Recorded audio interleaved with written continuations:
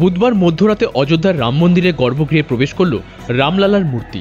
প্রথমে গর্ভগৃহে একটি বিশেষ পুজো করা হয়, তারপরই ক্রেনের সাহায্যে প্রতিমা ভেতরে নিয়ে যাওয়া হয়।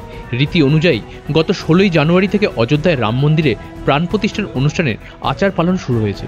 22শে জানুয়ারি রাম মন্দিরে রামলালার অভিষেক অনুষ্ঠান। তার আগে গতকাল মধ্যরাতে বিশেষ পুজোর মাধ্যমে রাম মন্দিরে প্রবেশ করলেন রামলালা।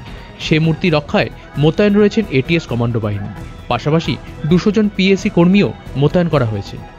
গতকাল সন্ধ্যায় 200 কেজি ওজনের রামলালার নতুন মূর্তি নিয়ে মন্দির চত্বর পরিক্রমার কথা ছিল, তবে বেশি ওজনের কারণে সিদ্ধান্ত পরিবর্তন হয়।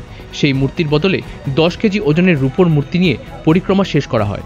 সেটি প্রবেশ করানো হয় মন্দিরে। শ্রীরাম জন্মভূমি তীর্থক্ষেত্রের ট্রাস্টের সদস্য এবং পুরোহিত অনিল মিশ্রের উপস্থিতিতে বিশেষ পুজো সম্পন্ন হয়।